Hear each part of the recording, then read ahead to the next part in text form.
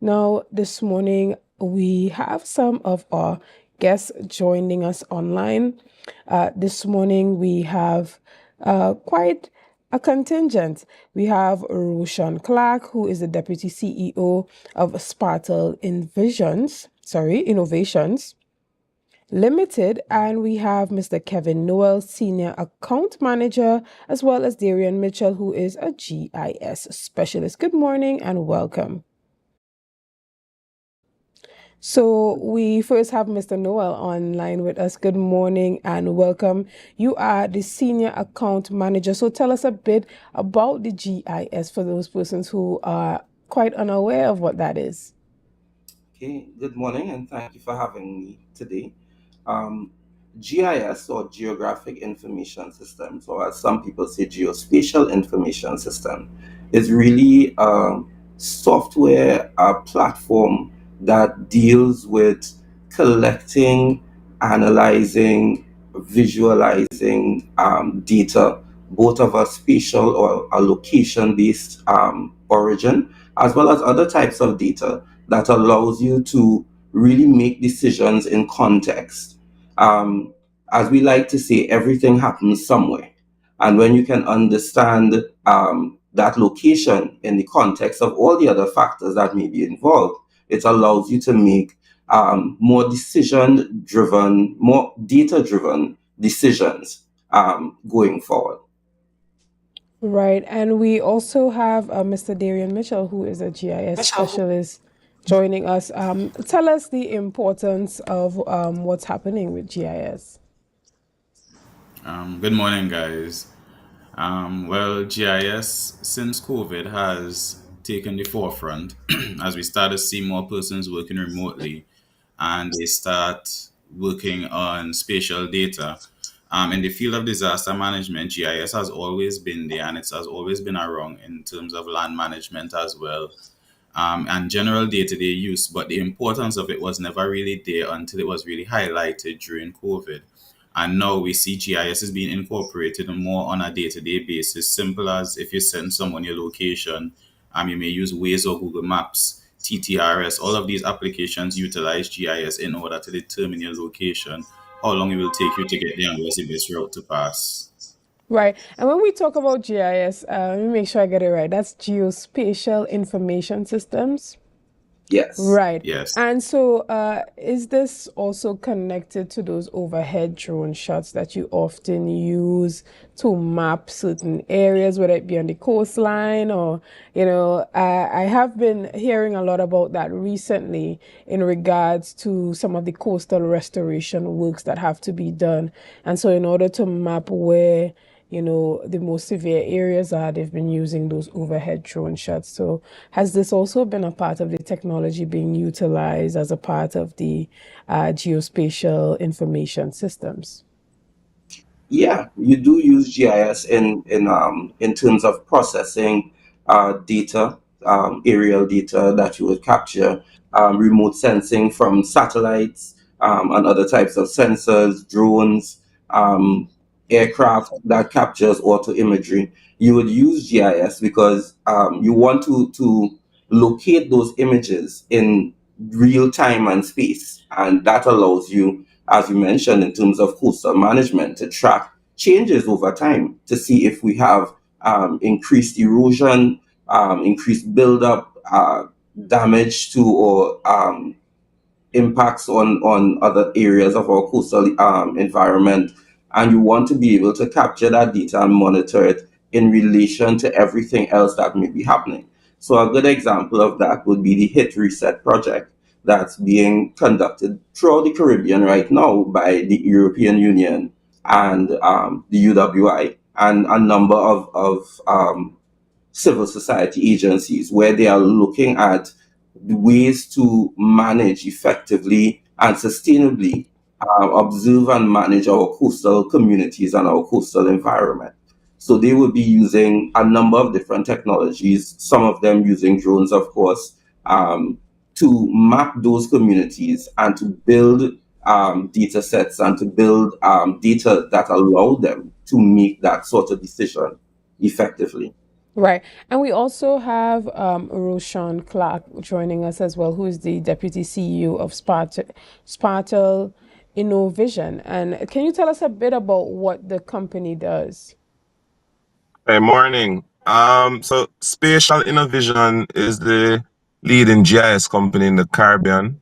We offer some of what my colleague just mentioned, Kevin mentioned, some of those sons for government agencies across the Caribbean. Um, we provide training services in terms of implementation as well as GIS software, ArcGIS. And that allows our customers, whether it be in the law enforcement or in the urban planning or in the conservation or in the utilities sector, it allows them to leverage that locational intelligence to make better decisions and also to predict some challenges that may come with our disaster management and how to best prepare and mitigate such actions. And to you, Dayreon, the goal of being here this morning, is it to encourage more sectors, businesses, governments, policymakers to incorporate this type of technology into the policies that they are making? Yes, and that's primarily Kevin's and their job, but I'm just here to show that the applications we receive from spatial innovation, how beneficial they are, because it allows data sharing to be easy, as well as it makes our jobs easier as well. Kevin and them are very professional; they assist in any way possible. So simple agencies such as land management, they use GIS data. Fire service would also use GIS data. ODPM, Office of Disaster and Preparedness and Management. These areas utilize GIS data and that assists us as well because we may have something they may not have, and they may have something we may not have. And when we come together, we can now share this data and produce products that will be beneficial to persons throughout Trinidad and Tobago. One of the examples would be the landslide and flood susceptibility map that we would have done last year. We utilized the data elevation model and we looked at the topography of the island to determine areas that are highly susceptible to landslides as well as flood. So when we do have storms or these things coming in, we can now pre-position our assets to respond accordingly based on the type of hazard that is associated with the area. Also, one of the things we do community mapping and special needs mapping. So we map out where these persons with special needs are. So persons who may be in wheelchairs, they may be amputees, they may be blind. We map out these areas. So if there's a mass evacuation, we know exactly where they are located. So we can go to find them, to extract them and get them out of that area as safe as possible. Excellent. And so over to Kevin in regards to how the work that you're doing to advocate for more areas to incorporate the geospatial data into their policy making. Well, that takes time, and I can share my experience. My involvement in GIS started about 12 years ago, while I worked at the Trinidad and Tobago Fire Service, and I worked to introduce GIS to that agency. We didn't used to use it before. Now GIS is an integral part of how the fire service manages its resources, how it manages fire hydrants and land developments. And there's a team of fire officers working very hard at integrating that into the organization. Now, this is a process that goes beyond just purchasing a computer and purchasing hardware. It really involves changing the way our agency or organization looks at and relates to data.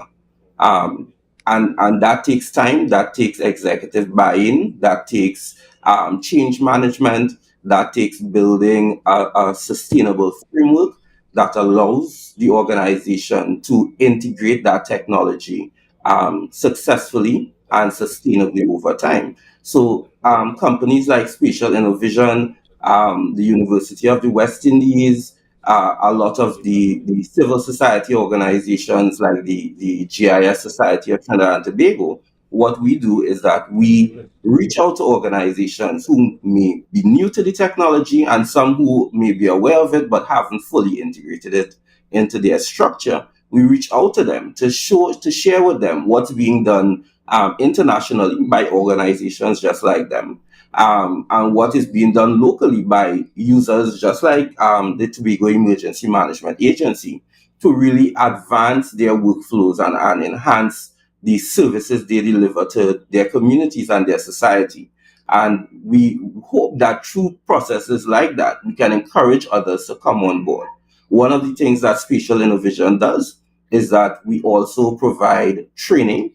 So we don't just provide you with the software and the hardware, but we also provide you with the training to use the software, because there's a learning curve as with anything else.